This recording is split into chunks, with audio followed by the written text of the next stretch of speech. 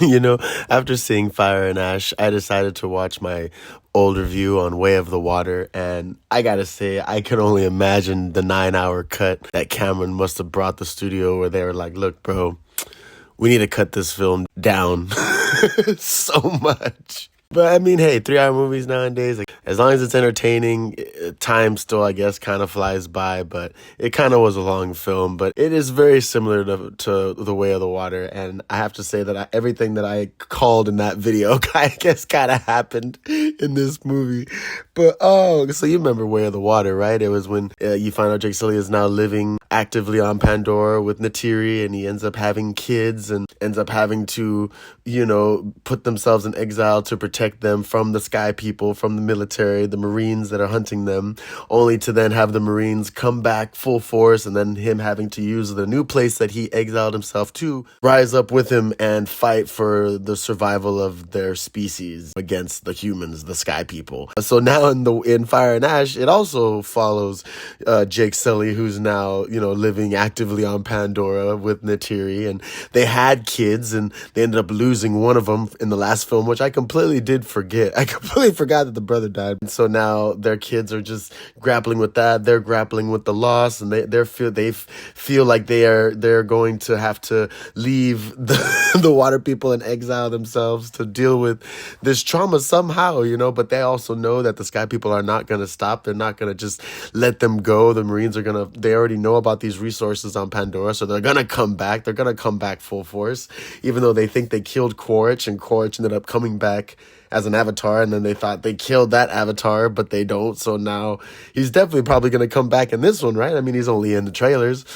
But the only difference is in the last film, right? The Way of the Water had them meet the water tribe and become friends with these people of the water and actually learn from them their culture and learn about water dragons and stuff like that. All right. Now the fire people, the ash Navi, whatever you want to call them, they are not trying to be friends with anybody. They're a savage tribe that just massacres any avatar and be cutting their hair, severing their lifeline, I guess you would say, killing them. I mean, they are just savages 100%.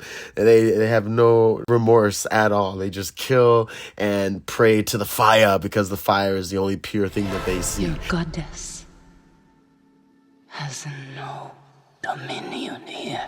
All right, we had the normal Earth Navi, or the Pandora native Navi. Then you had the water Navi. Now you have the people that just pray to the fire because they think that there is no God or no Awa and all that stuff. And it's just wild, man. I said that there was gonna be like an Earth one, but I guess the Earth would be like the original Avatar film would have been, so maybe now we'll have like the air people because they had those air traders come. So now maybe we're gonna go to the air Avatar in the fourth one. I don't know, but the fact that everyone on Earth sees this race of people as something to be eradicated is like pretty wild. So in the next film, if they go all alien Earth on it, and it shows that they're making these synthetics and all this stuff are these people these humanitarian people that are going to actually turn on humanity because they're like, oh, you're just massacring and genociding this, like Jermaine Clement's character in this film. It's like, I don't know. I feel like it's just going to die out. Like, yeah, it's fun to look at, but it's not really memorable. It's just, I mean, it is spectacular.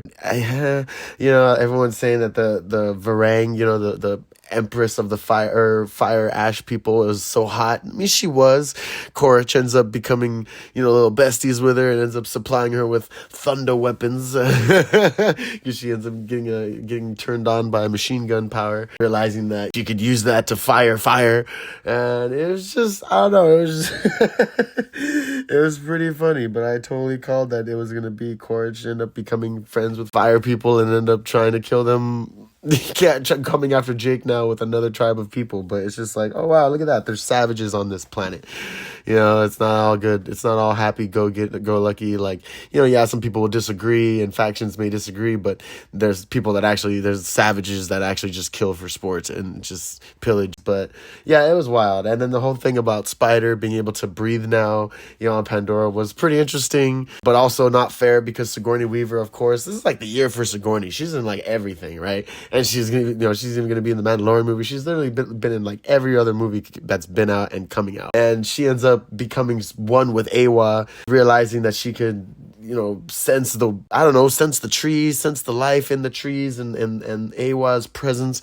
So she ends up feeding Spider this, one of the little floating dandelions, and he ends up being able to breathe because it starts growing in his body. And it's just this whole like, okay, this planet ceases to amaze us. So maybe humanity can't live here. Oh shit, humanity is coming. And the fact that everyone on Earth had like recorded Jake being captured and recorded everything being done at the end, most likely showing how truly savage these blue people are. Like, Earth is just gonna come with everything they got now. Again, even though the Colonel seemingly dies at the end there, and the whole ship gets taken up into their version of a sky beam, or at least sky energy beam. It was just outrageous. It was a lot, but 3 hours, it's a long time, but 9, damn, I can only imagine how long-winded this film was, where the producers were like, look, man, it's great and all, but like, you gotta cut all of that.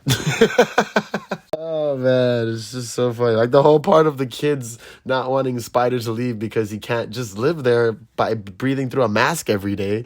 He's gonna die in his sleep. And it's like, it's just like, oh, you don't understand. He's family. It's like, yeah, you're right. He's family who could die. Just, oh man.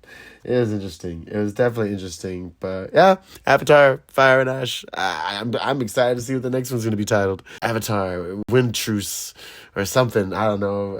Avatar Earth. Oh gosh. But yeah, this has been Ghosts of the Craig. Thank you so much for tuning in. Like, share, and subscribe. And just wow.